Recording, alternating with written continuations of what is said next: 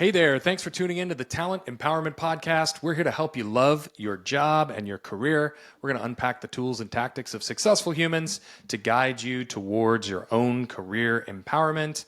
I am your purpose-driven little host, Tom Finn, and on the show today we have my friend, Pete Sena. Pete, welcome to the show.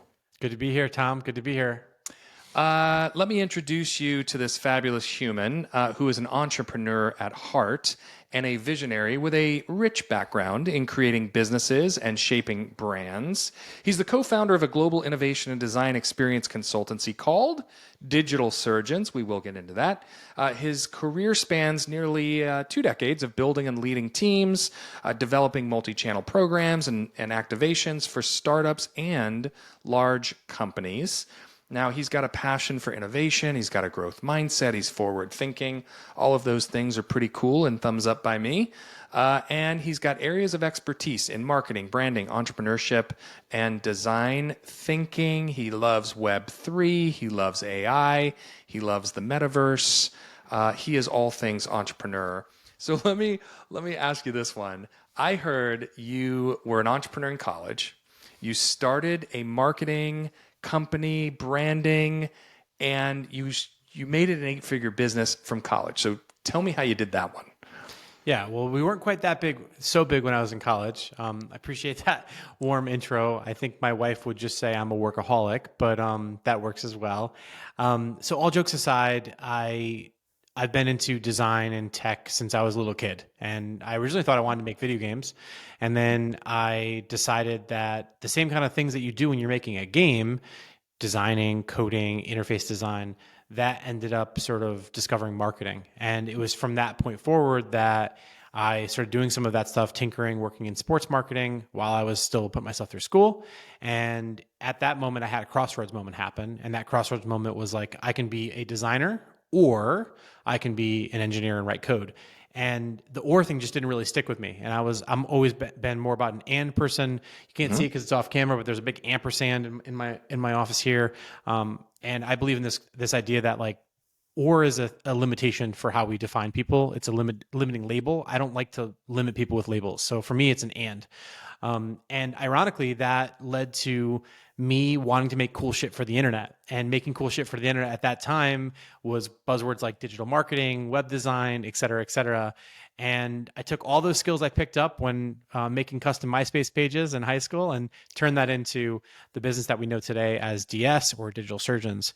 And that's really sparked me and afforded me a lot of opportunities to get involved in a lot of different businesses, both as an agency consultancy owner, but then also as an angel investor and as an advisor and that sort of thing. So really grateful for what the journey's afforded me. I'm so glad that I made the unexpected pivot.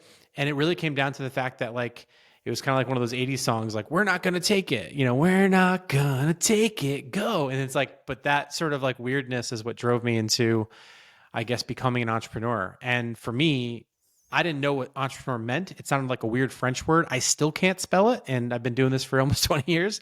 But thank God for Google spell check and Grammarly. So you've done a lot in this space and you're clearly passionate about it. Did you ever have a kind of full-time corporate punch the clock pizza delivery kind of job? So I've had some punch the clock style jobs. One of my least favorite was when I was cleaning toilets to work my way up to get a high school gig where I was fixing computers back when that was still a thing. So yes, I'm a little bit old. Thankfully, the light is covering the gray. But yeah, I've had a couple of, some of those kind of dirty jobs, early jobs. I mentioned that I was doing some work with a large corporate sports marketing company, and that's where I got a taste of corporate. And much like sushi, I didn't love the way it tasted. So I moved on to do my own thing. And luckily, there's a lot more entrepreneurs out there today than there was 20 years ago. Yeah, that's true. And just for my West Coast homies, because Pete is on the East Coast, so we're not going to do like a West Coast East Coast rap thing. But I will say, for us sushi lovers out here, sushi can be delicious. I mean, absolutely delicious. And I'm sure somebody would argue that there's probably a couple of corporate roles out there that are pretty good too. Yeah, no question. Just obviously having a little bit of fun today. And ironically, one of my favorite types of restaurants is sushi restaurants. I just don't eat any fish or seafood. So totally random fact about me. But yeah, love all types of amazing sushi restaurants and Japanese restaurants. And, you know, when I have spent a lot of time in Cali, again, love the West Coast. I feel like the West Coast is more of my home than the East Coast, but that's a conversation for another time, Tom. Fair enough. So tell us a little bit about branding and marketing as you see the world today, because so much is changing. There's so much data available to us. There's so much information, even just in our Google platforms around what we're supposed to be doing and looking at. We couple that with all of the social media platforms that we're supposed to be engaged in. There are so many things we're supposed to think about as entrepreneurs or business leaders in general. Like, how do you manage all of this noise? Yeah, well, first and foremost, I fundamentally believe that we are information obese and wisdom poor. And I think that there's a lot of noise out there. And one of the things that's kept me in branding and marketing as long as it has, in terms of keeping my attention, which as someone with ADHD, I can sort of be a little bit like a squirrel, kind of chasing the next thing. But I think what I love about branding and marketing is I really believe that your story is your strategy. And I think that the way that you express it makes the difference between a great experience and a bad experience for people. So when you think about how to tell stories, when you think about how to contextualize that for people, that's what I think helps create contrast and helps people find signal in the noise in this world where everything's just, another bombarding message that's hitting us over their head wherever we are in life. So let's unpack that a little bit, because you went really fast through it. Your story is your strategy. Like, tell me what that actually means. I mean, it sounds cool. It sounds like a good t-shirt slogan, but what does that actually mean in real life? Definitely sounds like a good t-shirt slogan. I should get working on that. Today I've got my all I want to do is drink coffee and sleep shirt on. But so most companies sell the what, right? So one of my favorite books is Start With Why by Simon Sinek, right? Sure. Classic thing for anybody in any walk and talk. It was like the YouTube video that changed the world, that and a little of the Brene Brown stuff. But I think the interesting thing is we've been telling stories since we sat around a campfire, and some of us still sit around campfires, but back in the day when we came out of caves or wherever we came from, let's not get me into that conversation. We have been telling stories, and our brains and bodies remember stories, remember experiences more than we remember stats and facts, right? What's your best friend's phone number? You don't know, but you probably know and remember the brand or business he's associated with because of whatever story he or she's told you about that. So I think when I say your story is your strategy, what I mean specifically is when you name the position that you are in a market, when you name and you capture that why first, you're able to bring people along on a journey and take them through a shift. And that shift is what made everyone, I see Nike's in the backdrop. I'll just use an example here. I wasn't going to talk about Nike or Apple, but I can't now that I see it in the backdrop here, Tom. It's like Nike made everyone feel like an athlete, right? It was long before Michael Jordan and that amazing sponsorship, came to be, where they gave every athlete, if you had a body, you were an athlete. And that was the just do it aspiration, right? Still to this day rings true, even though they've modified it a bit, right? When you think about Steve Jobs and Apple, they weren't just selling a computer, right? They were selling a rebel lifestyle that went against Big Blue at the time, which was IBM. And that connection, that story, that experience, that rebellion is ultimately what drew people to Apple, the same way that, 20 or 30 years later, I'm a fanboy of everything that they come out with, except maybe that this new spatial Vision Pro thing. I don't think I'm going to spend $4,000 on the first iteration of that, but I might wait for the second the version of it. But yeah, so that's what I mean by story is your strategy. And I think what I've been doing for 20 years with businesses, Tom, just to keep it simple for you and the audience here, is like, come in, tell me the story of this business. Why is this product or service better than everybody else's? Why is it different than everybody else? And then helping to get down to the core truth of why'd you start this thing, or what makes it different and break out. And then I use that to then build a set of stories, build a set of experiences that really amplify the things that we want to talk about and really tune down the things or remove the things that are not going to be, as memorable to that noise in the system, if you will. Yeah, I love the way you said that. And I always think of Nike as Phil Knight And one of the great books that I've read Shoe i- dog. is Shoe Dog. Amen, brother. So, for those of you that are entrepreneurs, if you have not read the book Shoe Dog, go out, get yourself a copy. If you're like me, I read all day. I don't know how you are, Pete, but I'm like on the computer talking, reading all day. By the time the day gets done, I've got kids for days. Like I don't want to read anything, and I just can't. So I do the audiobooks, and I'll jump on the treadmill and throw the audiobook, and that's how I listen to Shoe Dog. Love And it. I got to tell you, that's one of those books you, as an entrepreneur, or really, look, even as a high level executive, you can't put that thing down. I mean, it is riveting. So anyway, you mentioned Nike. It just made me think of No, I love that you fabulous, said fabulous that. And book. have you checked out Air yet, the movie? I have not. Oh, you got to check Oh, that out. Air. Yes. No. I have. Yeah. I saw Yeah. it. Fantastic. Yeah. Super fantastic. One of the things I remember I was watching it, and the scene when you see Ben Affleck, who plays Phil Knight in the movie, you see the original principles of Nike up on the Yes. wall behind him. And I actually paused it. My wife said, "What are you pausing it for?" And I took a screenshot of it and I sent it to the president of my agency. And I said, "This is the kind of inspiring artifacts that we need to start embedding, on T-shirts, on walls, and different rituals that we do." And we were both nerding out on it. And it's so funny because what I missed the first time I read Shoe Dog, but I caught the second time, is I think what makes that book so damn sticky, beside the fact that it's Nike and the story's amazing, it's the underdog spirit story and Phil Knight, but there's a lot of principles of Buddhism and Zen and, Kaizen and a lot of different Japanese business principles that I think really inspired Phil's journey. And I think what's super powerful about that is if you look at a lot of those principles, these have been the basics of storytelling principles that have been used over time. So I don't know if it's maybe a coincidence or maybe if it's that there's just aspects of what I think is really important is that storytelling, vision driven way of communicating that Phil Knight was built a multi-billion dollar business on. Yeah. Agreed. And it is the principle and the backbone of all of those challenges that we all face as entrepreneurs that we all sort of look up to that story and say, okay, I get it. Somebody else has gone down this path before me. So what do you think the hardest thing about being an entrepreneur is for you? I think again, this is, I can only share my story, right? So subjectively, this is extremely subjective. I think the hardest part about being an entrepreneur is letting other people down. What do you mean by that?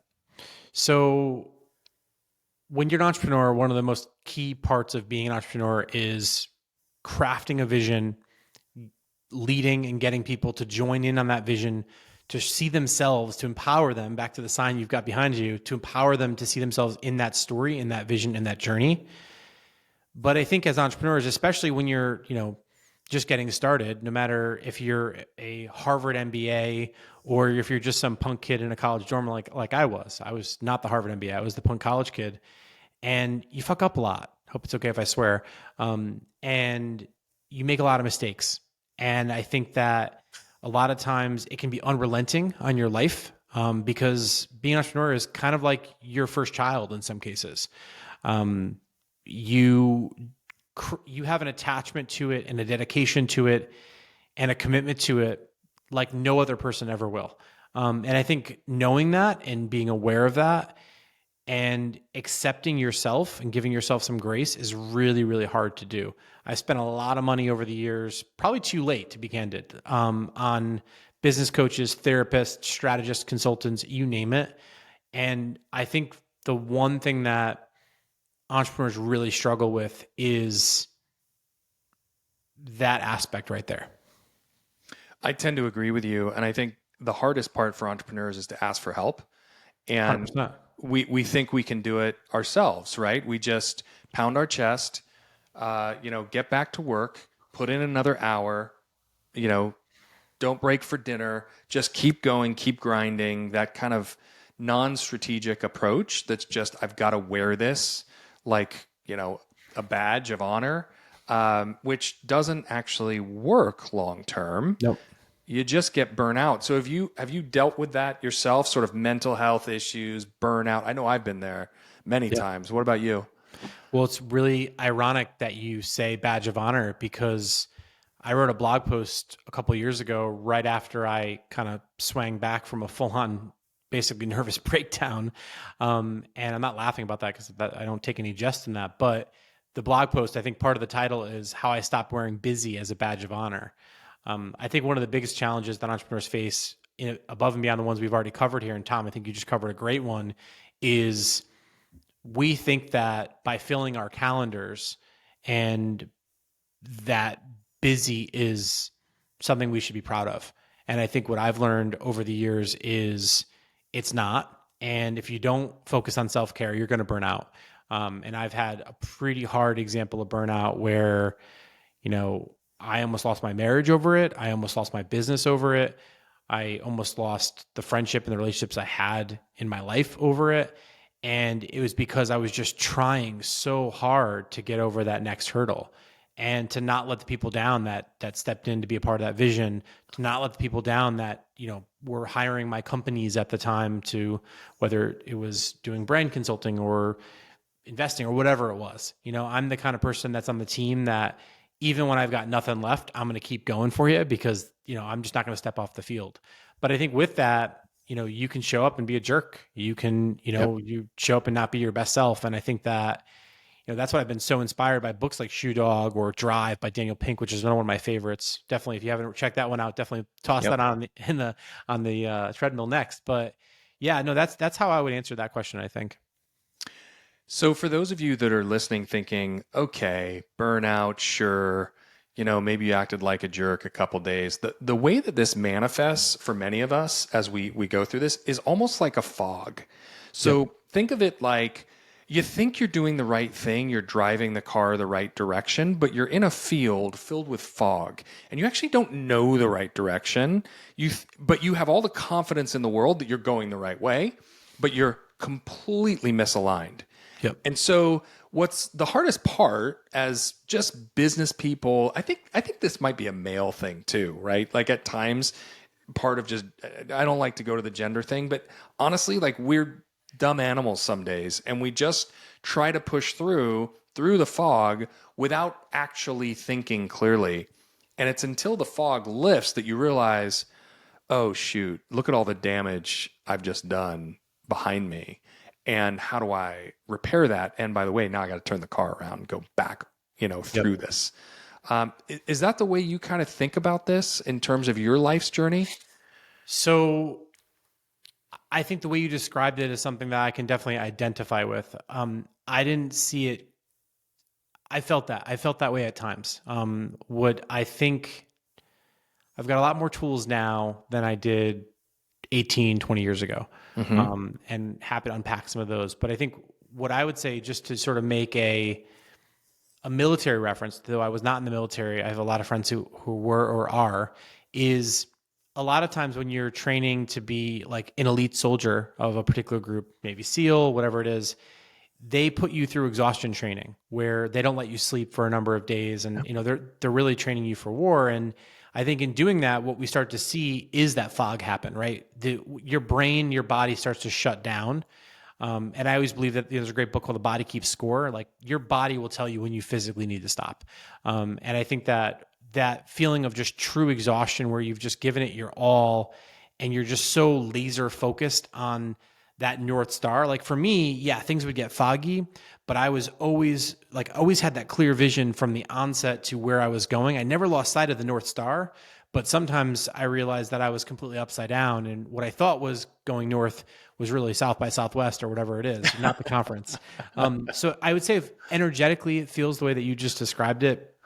I think for me, the one thing I do want to put out there is I do think that a lot of people quit 6 feet from gold, right?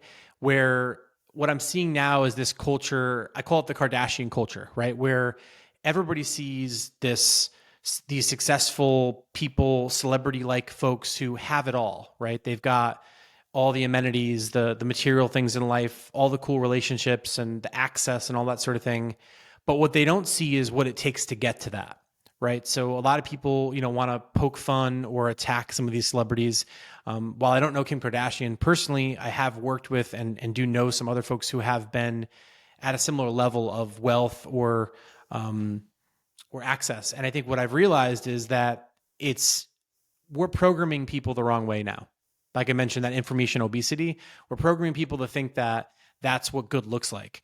But what we don't show people is the hard work that comes with it. And I say that because I think that when you enter that fog, what ends up happening a lot of times is people quit. And I think that they quit 6 feet before they hit the target or they hit the goal. So I think sometimes there's no way around it. You have to push through that fog a little bit. That's where I think that you have to like really look at your vision. You have to look at your values. You have to look at who's on the team with you. And you have to push through sometimes, because I would be full of shit if I got on this podcast and said that every time the going got tough and I wanted to quit, I did. Because if I did, I wouldn't be sitting here right now. I think I would be probably working for someone else in some corporate job somewhere. And that might be great, but then I would be serving somebody else's vision and not my own. And it's better to work for the devil you know than the devil you don't, in my opinion. So I've been through that path many, many times, and I've been blessed to have a co-founder on my journey who's just a great human being and Awesome. balances me out. And so my story is one of similar nature, where you almost go out of business multiple times, right? Running out of funding, have to raise another round, or have to take out loans, or you've got to dip into your 401k or refi your house or whatever it is, right? That's the entrepreneurial way, man. And I feel like I'm not the only guy that's been there. And actually reading some of this, talking to you, talking to other, entrepreneurs, this is the way that it goes. But you're right. I've had those moments, man, just like you, Pete, where I feel like I'm this close, 6 feet to gold. And I'm like, I just can't give up. One more push, right? One more push. And then you get to the end of that push and you're going, well, we're in a much better spot. We're not good yet. One more push. We keep going. And here you are 6 years later for me on my entrepreneurial journey, 20 years or so later for you on your journey. What has changed for you from the beginning of this to where you are now? Are there some themes that have holistically changed in how you approach your life? 1000% yes. So let me get real vulnerable with you because you took us there. Success for me used to be running away from failure. And I believe that me doing it was me proving other people wrong that told me when I was a kid that I wasn't going to be anybody or anything. That's what drove me for a long time, is that fear of failure, that fear of just like fucking up. Now what drives me, now what keeps me in the game is my family, and my family is not just, my wife and my child. My family, in a lot of ways, even though they say it's not good to think about your employees as your family and all those kinds of tropes out there, for me, my company, the people in my life that rely on me, whether it's employees or investors or whatever, those folks now give me a sense of purpose that is not about wearing that chip on my shoulder. I had to spend a lot of money on coaching and therapy to realize that the true reality of who I am is a nerdy, creative, techie geek that just wants to make cool shit for the internet and work with cool people. But there was a lot of like trying to kill and fight my ego, and I'm still kill and fight my ego almost every day. Thank God for meditation and the different things I've got, but it's a struggle, right? And I think that the challenge, especially in the world I come in, a lot of my clients are tech CEOs or, big brand owners. There's a lot of ego. There's a lot of gravitas, charisma. What I'm excited by and inspired by is I think there's a new era of leadership. I think we are seeing women and folks that don't look like you and I, Tom, that I think are doing a much better job modeling what good leadership looks like. And what I've seen, we put a lot of our new managers through Dare to Lead training from Brene Brown. And Brene Brown, for the audience that might not know, of course, I'm sure, Tom, she's a shame and vulnerability researcher, right? And the work that she does is all about modeling vulnerability. We, Tom, like you said, the badge of pride, the badge of honor, the toxic masculinity that I think all of us maybe grew up on a bit, we look like we're of a similar age, is we thought to be tough meant to sort of just take all the hits, right? Yep. But now I think to be really tough, it's when you can put yourself out there for other people and show the vulnerability and say, you know what, like I might not be showing up right now, but it's actually because here's what's going on at home right now. And then I think when we can see each other as people, I think we can do a whole lot better job. But that was like 20 years worth of my experience in 2 minutes. I hope it's helpful and actionable for you in the audience. Do you ever pat yourself on the back? No, Why not? I take more pride in patting others on the back. Do you ever think that you deserve a pat on the back too? Sometimes when I'm out of gas, I sometimes think that, yeah, I would really appreciate a little bit more of a pat in the back. But I think that in my opinion, part of being a leader means that your job is to model for others the things that you want to see. And I think that it's not really in my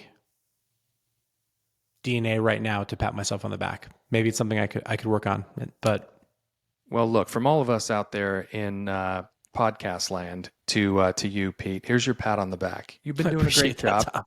You've been doing a great job. You've come a long way, and your level of vulnerability is at an all-time high in the ability to not only live in the present moment, but look to the past and learn from it. So that is an absolute massive Shaq Diesel hand on your back for that pat on the back. Because look, man, many people can be 6 feet away, turn around, walk away, and feel like a failure, right? What you're saying is you've been through it, you've lived it, you've done it for 20 years, and here you are now saying, and the therapist, and the coach, and the meditation, and you're doing all of these things to better yourself so you can be a better father, a better husband, a better member of your community, a better manager to your team, a better leader for your partners. I mean, I think that says a heck of a lot, man. You should be proud of yourself. I really appreciate you saying that. And the thing that I also want to put out there that I think is something I see a lot is, what I think is worse than quitting before 6 feet from gold? What's that? Blaming other people for your lack of success. Ah, yes. I see that a lot. Do you really see that from co-founders or founders that have sort of buried the company? I see it from people at all stages in their career. I see it from a young college person who feels like they're entitled to more in their first job that is while they're still in school. I see it from founders who have run out of money or not being able to raise a follow-on fund, who blame headwinds or tailwinds or whatever. I see it from employees at companies large and small, where it's their boss's fault, it's their teammates' fault, it's somebody else's fault. I used to use blame as a technique to cope with my inadequacies. And what therapy and business coaching taught me was blame people and don't make blame just a bad thing, right? So like now I blame my dad for making me driven and focused. I blame the CFO that robbed me in my company years ago. I blame him for teaching me about financial management and good management of finances, right? I blame people who have talked badly about me behind my back for teaching me about the things that are projections of their selves, right? Versus in the past, I would blame, we had that really bad year because that thing happened, or I would blame it on this person or that person. But the truth of the matter is like when you're an entrepreneur, or forget about being an entrepreneur, like when you're just a citizen of this world, like you got to look in the mirror and you got to realize that you have every part to play in shaping your destiny. And if you get caught up in that blame shit, like I would just say flip that around, because it's going to be the difference between you waking up and wanting to go right back to bed, or you waking up and realizing that you've got a job to do, whether that's work or life or family, and you got to get up and do it. And We all do stuff every single day that we don't want to do. And anybody who tells you that that's not the truth is, probably full of shit. So do you think that's being purpose driven, or is that sort of pointing two thumbs at yourself and being accountable, or is it maybe a little bit of both? 1000% it's both. So you're saying that the way that we should look at the world is find your purpose, be purpose driven, understand that you've got to get out of bed in the morning. And then when you do that, whatever happens, don't blame anybody else. Take those two big old thumbs, point them right at you, and say, I'm accountable for whatever happens today. Yeah. I mean, what I always say is first comes the what, then comes the so what. And one of the things I like to think about is one of my favorite Mark Twain quotes, right? The two most important days of your life, the day you're born and the day you realize why. Yeah. And that's the purpose part. And then the accountability part is just making sure you hold yourself accountable to that purpose and then go execute, right? Because that is the hardest part for most people. Yeah. There's a zillion ideas out there, great ideas in people's brains. The hardest part is taking it and actually putting it into those fingertips and making it happen. Yeah, right? there's a literal thing. I mean, this camera's fixed, but there's a literal thing on that wall that I can send you an email with that says ideas are nothing without execution. And it's one of those paint plank things. I did that with some friends. And it's been a mantra and a speech that's been with me and most of my companies for as long as I can remember. It was originally the 5-word Webby speech that we gave for when we worked with Lady Gaga. And it was like, we had 5 minutes to come up with a speech. They're like, you have 5 words. And I'm like, ideas are nothing without execution. And like that one 5-word speech, I've made posters about it. I've made t-shirts about it. Like it's been a screensaver background. But I think that vision without execution is hallucination. And I don't want to hallucinate. And if I'm hallucinating, I want it to be because I took some mushrooms or something and not because I'm getting high on my own supply. Well done. So what's next for Pete? What is next on your trajectory? Because I get this sense with you that you're not a guy that's slowing down. You're a guy that's kicking ass and taking names, kicking down doors and opening up new markets. What's on the horizon as you look into the future? I love that question, Tom. So what I would say is what I've gotten a lot of joy and fulfillment from. And right now, one of the things so I used to chase different things. Now I'm really more about attracting versus chasing. But I do think that the only thing I still chase is joy and fulfillment. And I chase those things down pretty hard. And what I've realized is we've got our beliefs, we've got our principles, we've got our values. One of my core beliefs is creativity and curiosity is broken. I think it's broken in business. I think it's broken in the world. And I think that if you dig into the science on it, as I have, you've realized far smarter people out there can tell us that when you have a sense of curiosity and creativity in your life, you can live a more connected life. You can live a happier life in many ways. So because creativity is broken in business, it's broken in a lot of people's lives, I want to inspire people. And my mission now, my ikigai or whatever you want to refer to it as, is I'm here to unlock creativity in people's lives. I'm here to unlock curiosity in people's lives. So a lot of the newer ventures I've been creating by design, they have a couple things in common, right? Number one, they've got to have network effects, right? What's the multiplier effect on that? Whether that's, number two, they've got to have what I call marketplace arbitrage, right? That's a really important thing. And then number three, I think, is like limited customization. One of the things I learned the hard way is businesses that have high amounts of customization don't scale nearly as well as businesses with limited customization. What I've realized later in my career now is that one business doesn't have to be all things. You can have multiple businesses. And in some cases, by creating smaller businesses that have independent visions, you can connect them to a bigger vision. So now a lot of what I'm really passionate about is helping business leaders, helping young people unlock that creativity, that curiosity. So I've been taking all the things that have worked for me over the past 20 years, really trying to codify them, put them into a set of frameworks and ways of thinking and being, and trying to put those systems into people's hands. And that's allowed me to do some really incredible work with people from all walks and talks of life. And I see myself doing that for the next 20 years. I think that I'm at a point now where I want to be able to lead from the back. I don't want to be the person that has to be in the limelight all the time. I want to help create a platform for other people. And I want to be the mentor that I needed that I didn't have when I was 19 years old. When I was, messing up and trying to build an agency and I didn't know my ass from my elbow. I want to be able to be that for other people. And by other people, I mean, that could be the 17-year-old kid who grew up with no parents and doesn't see a future for himself because he couldn't afford to go to college. And that's someone that I'm actually working with right now. Or that can be the CEO of a company that just raised $20 million, also someone I'm working with right now. And I think how I engage with those folks and what I do with them, while at the surface level, it's a bit different, at the core, it's exactly the same thing, which is how do I help that person unlock clarity of vision and mapping where they're at right now to where they're going.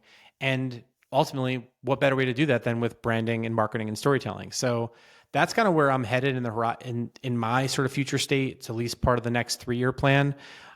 As for like the 10 and 20-year plan, if I make it that long, I think that's going to really come down to being able to create the multiplier effects with the different companies that I'm starting or investing in. Yeah, I love the way that you rounded that out for us. And one final question. When you look at your universe of companies, do you tie that all together in your broader vision? You said that it's possible in your dialogue there, but is that something that you are focused on, taking your vision, tying companies underneath it together? 1000%. So right now, everything has the one word in common, and that word is forward.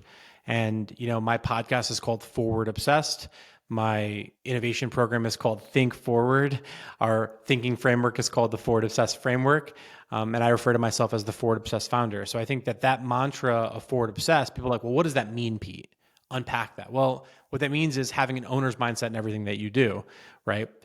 Whether you're an intern or the CEO or the board of directors, having a sense of ownership in the things that you do, whether it's a singular task or an entire company, I believe in. That's one part of it. The second part of it's growth mindset, right? I'm a huge believer that the way we think about ourselves today, I strive to get 1% better every single day. I want to be a 1% better in whatever the areas that I'm working on, because that lets me feel like I'm taking this really big goal and I'm chunking it down one tiny little thing I can do. What's the one thing I can do today or stop doing today that gets me to that phase? So for me, that forward mantra is something that I unpack in all the different things that we do. And look, for the audience listening to this, it's easy to say this. It's really hard to walk the talk, right? And what I realize is what enables me to walk the talk, right? I've got an amazing wife that has my back. I've got an amazing son, watching him grow up. I've got a literal picture of him that I look at every single moment of the day that kind of gets me right back on track when I've got a tough meeting or I get my butt kicked by somebody, emotionally or financially. So I think it's having that sense of purpose, knowing where I'm going, and knowing that I want to leave this place, and by this place I mean the planet, in a better place than I found it.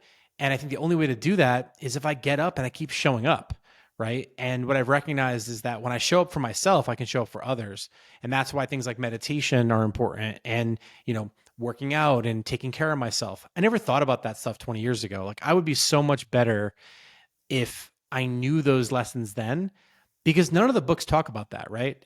Early days, it's hustle porn, all this hustle porn, all the things you got to do to build, scale, blitz scale, this scale, 0 to 1 scale, lean startup, scale, hustle. But nobody actually says, hey, Pete, well, take a pause. Go meditate for 15 minutes. When you come back, the world sky will stop falling. Hey, Pete, that fog that you saw because you can't focus because you've been staring at the screen for 12 hours, take a break. Go work out for an hour. Call your loved one. Listen to a song. Dance and look stupid. So I hope if you're listening to this now, you recognize that anybody that tells you to have it all figured out, me and Tom don't have it all figured out, right? We're just here showing up to try to show you what's worked for us, and hopefully it works for you. There isn't much of a top I can put on top of that. That was beautifully said, Pete. Thank you for your thoughtful words, your energy, and the way that you approach your daily work. It's something to behold, and appreciate how you're doing it. I appreciate that, man. And I appreciate what you're doing. I think that this is a really inspiring podcast. I had no idea it existed until we got connected through, mutual colleagues. And, I'm looking forward to having that be something that pops up on my rides home. Awesome, brother. Well, look, thank you for joining the podcast. Thank you for being with us today. How can people get a hold of you if they want to get in touch? Yeah. So I'm Pete Sena on LinkedIn, Twitter, Medium, most places. If you Google Pete Sena, if the nuclear energy company comes up, that is not me. That's a different Pete Sena. I've gotten that sometimes, but yeah, generally just at Pete Sena on pretty much most of the channels. Yeah, we'll take all of that, put it in the show notes. Can't thank you enough, my friend, for being on the show with us today. Likewise, brother. Appreciate you.